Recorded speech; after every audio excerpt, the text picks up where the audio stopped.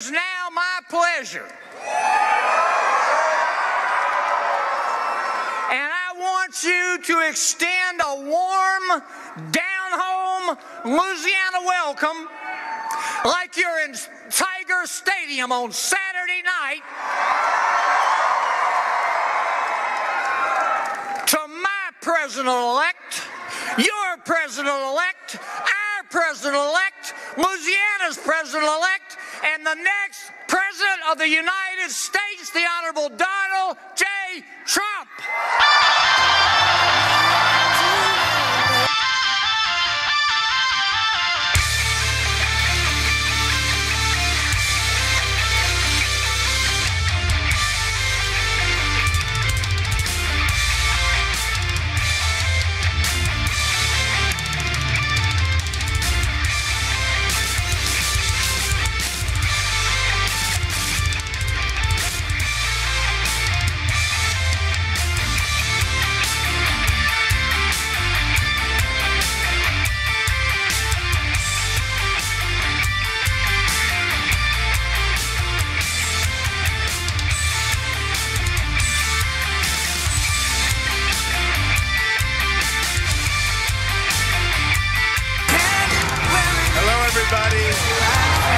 We're going to go for John. Great to be here. I learned a lot from the great state of Louisiana, okay? Believe me. And you've heard me tell the story numerous times. I came here just at the end of the primary, and as you know, I wasn't expected to win. Can you believe that, Louisiana? I was here a few weeks before, and I said, what do you mean I'm not expected? The crowd is incredible. But some poll, you know, the polls are not very honest. And so they said, oh, look at this sign he's got up. So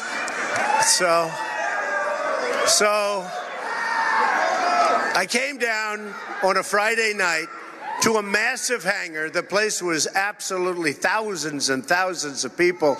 I think 25,000 people. And I left and I said, you know, I think I'm going to win this state. And I won the state easily, right? And then I checked on the delegates. And the delegates were, I didn't have as many as people that I beat. And I said, this system is crooked. You mean I come down, I do all that work, I came down, I used one of the biggest hangars, bigger, I don't know, maybe this one, was it this one? But it was a big hangar. Yeah, bigger. And we have a hell of a crowd today, but I'll tell you, we had something. So what happened, I win. And then a week later, I'm going over the count, and it said Louisiana, and it had names ahead of me for delegates. I said, wait a minute. So I won the state. I got more votes than anybody by far. It wasn't even close, and the system is rigged. I said to say, so you taught me, and after that, we started doing very well. We didn't let that happen anymore. We didn't let that happen. We cut it off. We cut it off at the pass. But I want to thank you. This is an amazing state. And tomorrow we need you to go to the polls and send John Kennedy to the United States Senate. And that's why I'm down here. That's why I'm here. He's a great guy. He's a great guy. He's a good guy, number one. He's a good person. And somebody that I've known over the years. And he's somebody that's worked hard for you over the years. And now the big thing, we have to get the people to go to the polls. And if you go to the polls, he's going to win. If you don't go to the polls, he's not going to win. And if he doesn't win, I've got myself a problem in Washington because, you know, it's pretty close. It's pretty close. We need John in Washington, not only for the vote, we need for leadership and everything else. But if you go there, we're going to win. Kennedy's a proven leader who's balanced, which is amazing, 16 budgets, returned millions of dollars to taxpayers. He's a tax cutter. And he will be a true fighter for Louisiana in Washington. He will be a fighter for you. So important. We need John Kennedy in the Senate to help enact our agenda, and we have to do it. Our agenda on behalf of the people of this state and for this country. That includes protecting the Second Amendment, repealing and replacing Obamacare, securing our southern border, We'll build a wall. That's true. We're going to build a wall. Well, if John's not there, maybe we can't build the wall. So now I know you're going to come out. We're going to build the wall.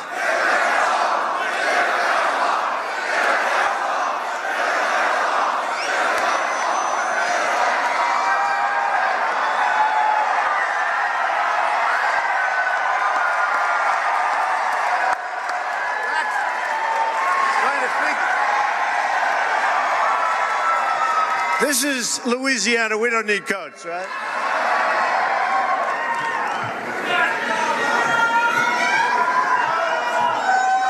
We don't need the coat. And by the way, I don't need the hat either, right? Who wants a hat? All right. Nice looking tall guy. He'll give it to that kid. Come on. We're going to bring back our manufacturing jobs, reduce taxes, big leagues.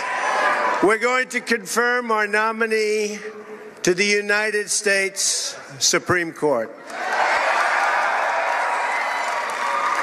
Electing John Kennedy will help ensure that government stops listening to the special interests and starts delivering for the national interests, for our country, for our people, the people that showed up to vote, the people that were forgotten people. You know what I'm talking about. They were forgotten. Folks, you're not forgotten anymore, believe me. Nobody's forgotten. I think the Democrats are going to change their game plan next time. What do you think? The forgotten men and the forgotten women are not forgotten anymore. It's time to deliver for you, the American people. To help me do that, I also need you to elect Mike Johnson in the 4th District, another fighter for Louisiana. Mike's father just passed away, So he's in our thoughts and he's in our prayers. Very amazing, horrible timing in a sense, just passed away. And he loves his father, I will tell you that. And his father was a great guy. So get out there and vote for Johnson and vote for Kennedy. Get out and vote. Working with these great Louisiana leaders, we're going to do amazing things for our country. Our plan begins with bold structural reform to create millions of really good paying jobs. We've lost our great jobs. And, you know, there's going to be a big part because you're in the energy business more than most places. And we're going to see refineries, and we're going to see pipelines, and we're going to see lots of things happening. So get out there and vote. First, on taxes, we're going to undertake one of the great tax reforms and simplifications in American history. At the center of our plan is massive tax relief for the American middle class. We're also, this guy goes all right. You better believe it, right? We're also going to lower our business tax rate from 35% all the way down to 15%. We're going to start hiring again. And we are going to make it not so easy when companies want to leave Louisiana and go to other states, go to other countries, go to other states. You know what? If they do, I'm sorry, folks, you got to fight for yourself, right? But they go out, they go to other countries, they make their product, they sell it back through a very weak border. We have a very weak border, probably the weakest border. Does it get any weaker in the world than this? You know, we fight for other countries so they can have a border, but we don't fight for our own borders. Isn't it incredible? It's incredible. On regulations, we're going to eliminate every single wasteful regulation that undermines the ability of our workers and our companies to compete. On energy, you more than any other state almost, we will cancel the job-killing restrictions on the production of American energy, including shale, oil, natural gas, and clean coal. And you know, we haven't had refineries built in decades, right? We're going to have refineries built again, folks. We use refineries from other countries. I mean, the whole thing is just crazy. It's crazy. On infrastructure, I'll ask Congress to pass legislation that produces $1 trillion of new investments in America's crumbling infrastructure. And that's so true. I have a friend, he's one of the biggest truckers in the world, and he buys these very expensive trucks. I won't give you the name, but the most expensive, most beautiful, he's so proud of it, the best. And he calls me not so long ago, and he goes, you know, I travel from Texas to New York. I travel from Louisiana to someplace. He said, I come back, and my trucks are all busted up because of the roads. I said, when did that happen before? He said, never happened. He says, never been like this. They're all busted up. And he said he's going to buy cheap trucks from now on. So I guess that's, we want him to buy the better trucks. We want to fix up our infrastructure, big league. That includes, and who's better at that stuff than me? Believe me. Hey, I don't need your vote anymore, but I'm telling you, I'm very good at that. That's right, I don't need your vote. Can you imagine that? 4 years I'll need your vote.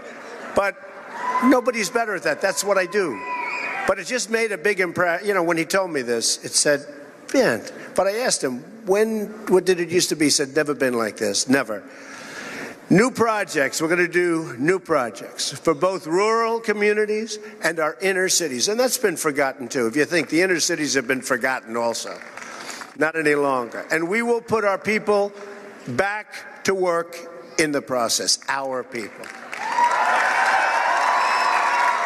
It's time to get help for the American people. And we are going to get people off of welfare, and they're going to want to work. We're going to get them into the labor market, and they're going to do a great job, and they're going to make good money, much more money than they ever made before. And we're going to rebuild our country with American hands by American workers, okay? My administration will follow two simple rules: buy American and hire American, okay? Because from now on, it's going to be America first. America first. Our trade deficit is now nearly $800 billion a year. Can you believe that? Who's doing this? Do you have any business people in the audience? Do you think you might be able to negotiate a slightly better deal than that? 800 billion. We make all these wonderful trade deals. I love trade, and I love free trade. But right now we have foolish trade. We have, okay, ready? We have stupid trade, stupid trade. Stupid. It's dumb. It's a chronic drag on growth and a destroyer of jobs and the wealth of our country. And you see what's happening. We owe $20 trillion, and it's going up rapidly. That's why we'll renegotiate our trade deals, stop the product dumping and the currency manipulation, which is a disaster for our country. Every time we get going, China and others, they just knock the hell out of the value of their currency, and we have to go back, and it just doesn't work, folks. And we're going to defend every last American job. You know, they did a big report. How come Trump won by so much? Remember, there was no way he gets to 270, right? The Electoral College, which is amazing because you have to go to all these states, and it was an amazing experience. But there's no way I get to 270. And I'm saying, wow. In fact, I went to the state of Maine 4 times because I needed one. Because I was at 269, I needed one. Until the election came, and then, boy, did we blast by that 270, right? We blasted. 306. 306. And I guess they did a recount in Wisconsin, and after, I think, 70 or 80%, I think we picked up 32 votes. All these millions and millions of votes, I think we picked up about 30. And if a company wants to fire their workers, leave our country, and then ship their products back in, there will be consequences, including a very, very substantial tax. In other words, look, there's no tax. There's no tax. Somebody said, you know, these reporters, these guys, they're business reporters.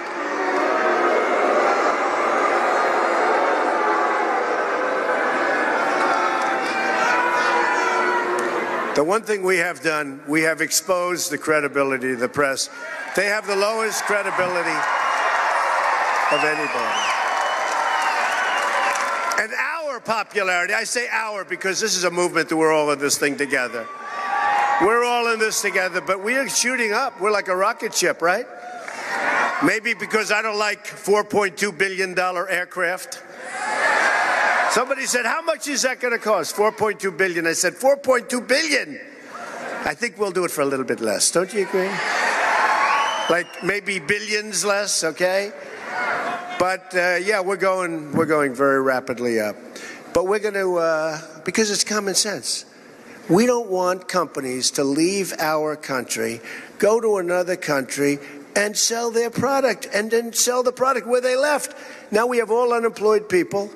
They had jobs for 32 years. I mean, Carrier is a great example. And Carrier, we did a great job with Carrier, but, you know, they announced a year and a half ago they already have a plant built.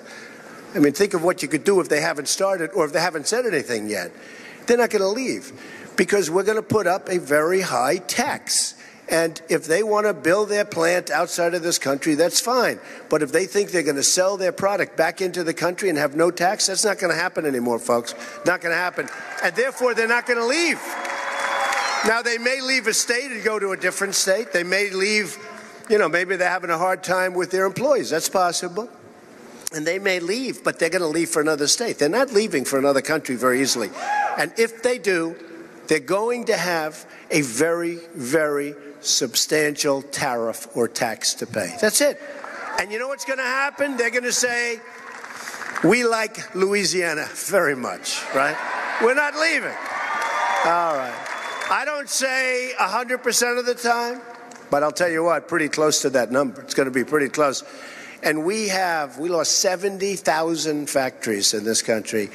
We have so many companies right now, although I think probably, if I would have said a couple of months ago, we have so many companies negotiating to leave, I don't think they're negotiating so fast right now. I've heard that. And you see what's happening with the stock market and a lot of things. Because they understand, we know what we're doing. We're not going to let this happen. We can't let it happen. Our country is being drained of its jobs and its good jobs. And they're going to other countries. And just not going to happen. On the military, we will rebuild our badly depleted military and ensure that our service members have equipment and training, technology and resources, everything they need to get the job done. Now, hopefully, we will never have to use that great power that we're going to build. We are going to build the strongest military that we've ever had. And there have been few times when our country has needed it to this extent. But I believe in peace through strength. You know, you look at some of these other countries, what they're doing, what they're building, and you know what? When they see what we're going to do, they're going to call, and I'm going to have great relationships with China and Russia and all of them. And they're going to call and they say, you know, you're doing a lot of building. Is there any way we can sort of ease it up a little bit? I'm okay with that. But they have to ease it up, too. They're not easing it up. If you look at what's going on in China, if you look at what's going on in so many other countries, they're not easing up. And if they're not easing up, we're not easing up, okay? At the same time, we will ensure our veterans have the best medical care anywhere in the world.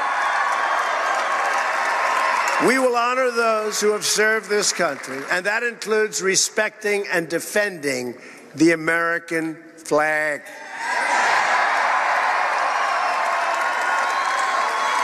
Frankly, when I see people ripping up the American flag, like that flag, beautiful, when I see it, I think it's a disgrace, okay?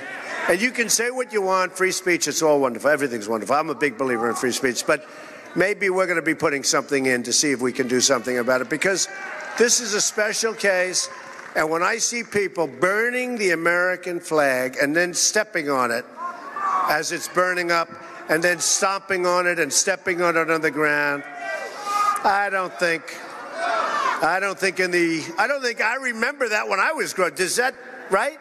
How many of you guys are young like me? Remember when we were very young? I don't remember that happening. So we're going to have to, I think we're going to have to do something about that. On crime, the murder rate has experienced its largest increase in 45 years. The press doesn't tell you that. We're going to support the incredible men and women of law enforcement, and we're going to bring this terrible crime wave to an end. On immigration, we will build a great wall, and we will put an end to illegal immigration and stop the drugs from pouring into our country also. We've become a drug den. During this campaign, I had a chance to meet the amazing families of the Remembrance Project, parents whose children were killed by illegal immigrants. A Trump administration will end this long nightmare of violence, and that's what it is. It's a nightmare of violence. We will fight to protect every American life. During the campaign, I also spent time with American workers who were laid off and forced to train foreign workers brought in to replace them. We're not going to let that happen anymore, folks. They're forced to train people. They were laid off. They've been at different places for 30 years, more, less, and they're forced to train. And if you don't train them, we're not giving you any severance. Not going to happen, because that's actually demeaning. It's not going to happen. One of my first executive orders will be to ask the Department of Labor to investigate all visa abuses that undermine jobs and wages for the American worker. This is about our country now. This is about our country. You know, I've studied a lot of the trade deals over the last few months. I loved reading this stuff. I don't know, something strange up there when I went. But we have the worst deals. I looked at trade deals that were made with Mexico. The worst deal made with all of Mexico. So they made a lot of deals, not just us, not just NAFTA, which is a disaster. They made a lot of deals. We have the worst deal made by any country. Now, we're by far the biggest. We blow everything away. But we have the worst deal made by any country. And it was defective from the time it was done because of the VAT tax. They didn't really take it into account. It's complicated, it doesn't matter. But it was defective. And for decades, nobody changed it because they were too lazy, or they didn't want to do it, or they didn't understand it. But for years, that deal was defective. It's not going to be defective anymore. To protect our country from terrorism, extremism, we will suspend immigration from regions where it cannot be safely processed or vetted. I mean, we have people coming into our country by the thousands, thousands and thousands of people. And now I don't have to campaign, so I don't have to say, and Hillary's going to increase it by 550%. No, I don't have to say it anymore. Isn't it nice? Isn't it nice? No, I don't have to say it anymore. But think of it. We have people coming in by the tens of thousands. And look, folks, we have enough problems. We have enough problems. We can't do this. We're going to build safe zones. We're going to have certain areas, the Gulf states, tremendous amounts of money. Thank you, darling. I love her too, but I'd get in trouble if I say that, so I'm not going to say it. But we're going to have people from the Gulf states themselves are going to pay for it. They're going to pay for it. They have nothing but money. They're not doing what they're supposed to be doing, and they're fine. They're going to pay for it. We're not going to pay. We owe $20 trillion, but we want to make homes for these people because it's a tragedy, the migration. And it started, you know why it started. I don't have to go through it. I don't have to go through it. We're not running for office. Well, isn't that nice to say we're not running for office? I don't have to go through this all. I don't have to go through all the reasons. The fact is, it's a human tragedy, and we're going to help it. We're going to help it. But that doesn't mean we're going to allow people to come into our country, some of whom have evil intentions. And you see in Ohio State, I was there the other day, and great people, the damage done by one person. You look at so many different places, San Bernardino, and I mean, look at the World Trade Center. Look at what happened in Orlando. There's such evil spirit, evil intention. We have other problems. We have to solve many, many problems. And, you know, we've spent now $6 trillion in the Middle East. Think of it, $6 trillion. And yet, we got nothing. You know what we have? We got nothing. He says, what do we get out of it? Nothing. You know what we got out of it? Death. We got destruction. We have all this money that we owe. The whole thing is crazy. With that being said, we have to stop ISIS. We have to knock them out. Have no choice. Have to knock them out. We'll do that. I'll say General Mad Dog Mattis. He's great. He's great. He's a great guy. He's a great guy. And we have another great person going to be named, not a lot of them, but in terms of what we're talking about next week, somebody that you're going to have tremendous respect for also. A Trump administration will always put the safety and security of the American people first. Ethics reform will be a crucial part of our 100-day plan as well. We're going to drain the swamp of corruption in Washington, D.C. Drain the swamp.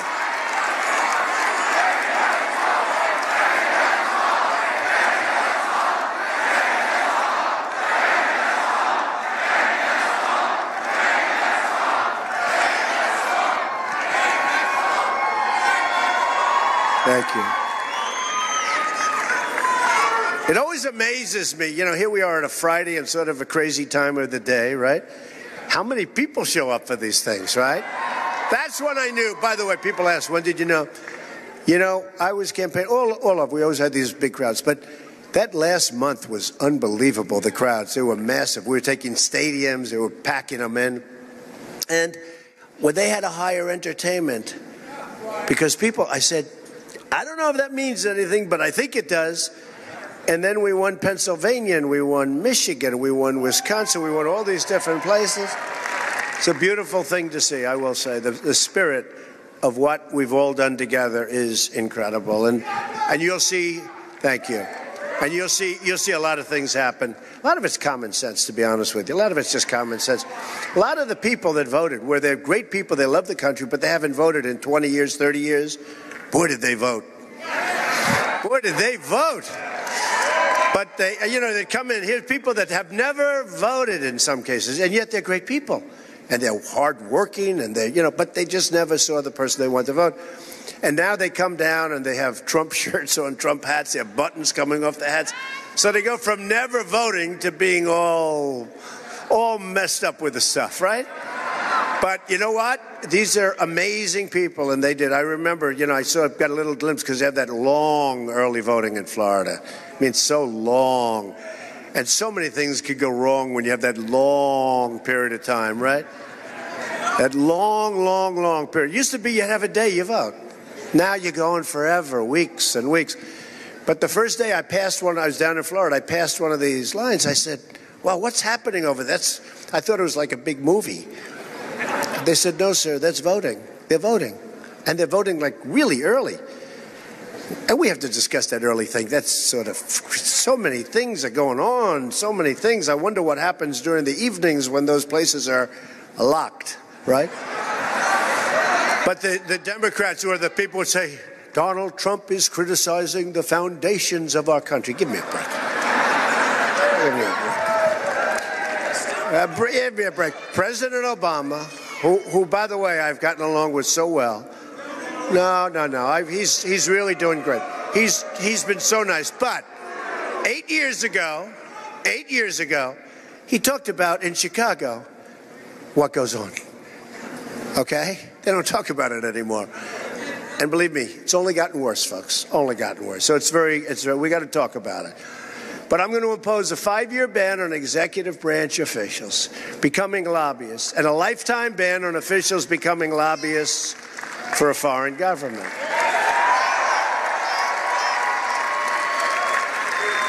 And I thought, you know, when I got involved in this Boeing situation, and I have great respect for Boeing, by the way, tremendous respect, but I said to myself, you know, the people that spend all this money, you know, when you're talking about $3 and $4 billion for an airplane, which is, you know, who knows. But when you're talking about the kind of money, I said, let me ask you, who gives these orders out? Now, there are people, procurement people. Now, some of these people then go to work for these companies. I think I'm going to, and I'm going to have to check this out. They're not going to like me to say this. But I think I'm going to impose a ban that anybody that gives out these massive military contracts should never, ever be allowed to work, ever. I don't mean in 5 years, in 10 years.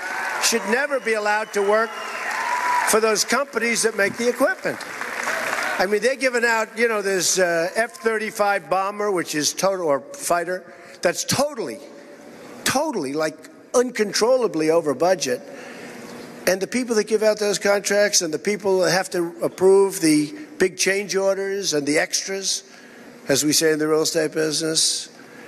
I mean, when you're good, you don't build with these extras. But these massive numbers where they're doubled and tripled, I think anybody that gives out these big contracts should never, ever, during their lifetime, be allowed to work for a defense company, for a company that makes that product. I don't know, it makes sense to me. Because I'm sure it's never happened. I'm sure it's never, ever happened in the history of our country. But I can see somebody approving a deal that they shouldn't approve and then getting, maybe prior to that approval, right? Look, he's shaking his head. This guy's a great businessman. He's saying, absolutely, right? 100%. They're saying, hey, listen, we'd love you to work for the company. By the way, let's finish up this order. We want you to work for the company after you're finished. Like, how about next year? How about next month? Let's get this finished. And then all of a sudden, you get stuck with a horrible contract, and these people go off, even if it's 2 years or 5 years. I don't think they should ever be allowed to work for these companies. And if they take the job and they know that, it's fair. But I'll bet you would see a big, big difference, because the purchasing in this country is totally out of control for everything, not only military, for everything. I had that idea yesterday. I have a lot of little ideas. You know, you get ideas when you're in business, but you get ideas as you go along. But I just saw, and I never saw numbers like this, the massive numbers of overruns, cost overruns. It bears no relationship to the original contract. So I think we're going to have to think, I think that might be a lot more important than what we're talking about even with the lobbyists, okay? Does that make sense to the business people here? So we face many challenges, but this is truly an exciting time to be alive. The script is not yet written. We do not know what the page will read tomorrow, except for those very young people, right? They're going to be happy. You're going to be very, very happy, the young ones, huh? We're going to make sure. I think if we had a different result, they wouldn't have been so happy. But for the first time in a long time, what we do know is that the pages will be authored by you, by all of us. The American people will be in charge. Your voice, your desires, your hopes and aspirations will never again fall on deaf ears, and they were on deaf ears. You will be the captains of your destiny once more. Together we will raise incomes, and your incomes are going to go up. And your incomes are going to go up. You know, we have this phony unemployment number that you look around for a job, you can't find it, you go and quit, you go home to your wife or your husband or your parents, and they consider you statistically employed. And then they say we're down at 5%, then 4.9%. It's nonsense. But we want incomes to go up, and we want to create millions and millions of new jobs, and that's what we're going to do. And we can't lose our companies. Can't lose our companies if we're going to do that. We will lower taxes, unleash American energy, and bring thousands of new companies to our shores. We will reestablish the rule of law and appoint justices to the United States Supreme Court who will uphold and defend the Constitution of our country. And by the way, I used to, you know, the Never Trumpers, remember, they're on a respirator right now. They're gasping. You know, they're gasping for air. And many of them have been great. They've come over and they've been great. But I used to, when, you know, early on when we had the Never Trump, I will never vote for Trump. Some of those people are now saying, I'd only vote for Trump. I love this guy. It's crazy. But they didn't know me. They didn't know. But, you know, I used to say, if for no other reason, if for, like this character in Utah, right? Who the hell was he? I mean, what happened to him? Remember, he was going to win Utah. He was a conservative. He said, here's a conservative, and he's going to win Utah. I said, so what? He wins Utah. So what does it mean? So let's say that it mattered a lot, and I lost, so that means that Hillary would have gotten to appoint justices of the United States Supreme Court, right? I'm trying to figure out. And by the way, not only did he not win Utah, I won Utah in a massive landslide, even though the press was saying we're tied. He came in third place. Hillary beat him. So I don't know what happened to this guy, but I thought it was terrible because it was so destructive. And I used to say to people, if for no other reason, vote for me. If for no other reason, it's the United States Supreme Court, right? And Justice Scalia, who was great, I heard about 2 weeks ago, I heard his wife, who is an unbelievable woman and respected. She had signs, Trump signs, on her front lawn in Washington or Virginia. But she had Trump signs, just like that one. Trump Pence. How good is Pence, by the way, right? Is he good? A lot of times, if they question something I'm doing, they'll say, well, but he picked Mike Pence. I mean, how can you do better than that? Mike Pence is great. But you know what? She has Trump signs and lawn, and I called her. And I said, hi, and I just wanted to thank you for the signs on your lawn. She said, I have them on my car, too. She's phenomenal. She's going to be at the inauguration, but what a phenomenal woman. But her husband, I mean, we thought he'd be around for a long time, and these are the things that happen. So we have to replace Justice Scalia with a person that is as close to Justice Scalia, if that's possible, as we can get, and we'll be doing that. But I used to say to people, I mean, forget about everything else, justices of the United States Supreme Court. We'll fight for our great schools, and we want to make them incredible. We want to make our schools really good. Right now, they have big problems in many cases, but we're going to fight for them. We will restore respect for our country.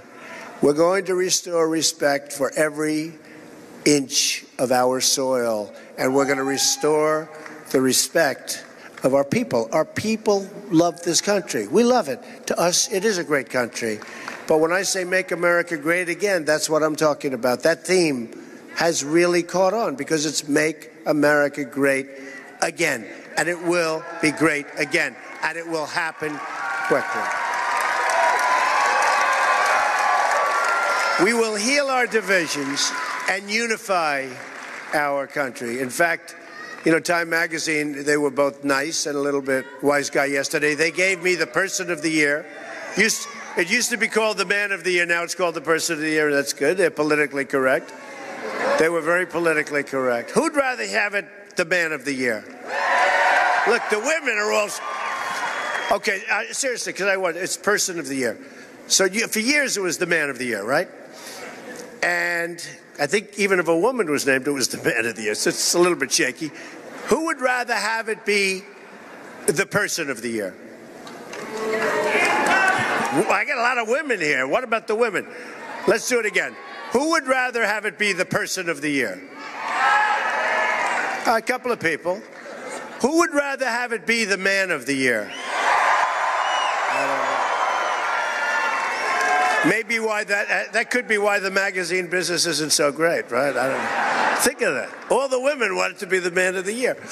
Anyway, who cares? But it's Person of the Year. But they said, you know, looking over a divided nation. You saw that. So they're taking a shot. I said, wait a minute, I haven't run this yet. I haven't run it. So they're not, you know, you're trying to be a little bit nasty, but I haven't run anything. So it is a divided nation. We're going to bring our nation together. When Americans are unified, there is nothing we cannot do, no task too great, no dream too large, no goal beyond our reach. My message today is, number one, get out to vote tomorrow for John Kennedy. That's number one. And our great soon-to-be congressman, you got to get out to vote. And I pay my respects to his family. Today is for all Americans, from all parties, all beliefs, all walks of life. No matter your age, your income, your background. I'm asking you to join this incredible movement. There has never been a movement like this. There actually hasn't. You know, yesterday they were talking about, they were trying to find a comparable.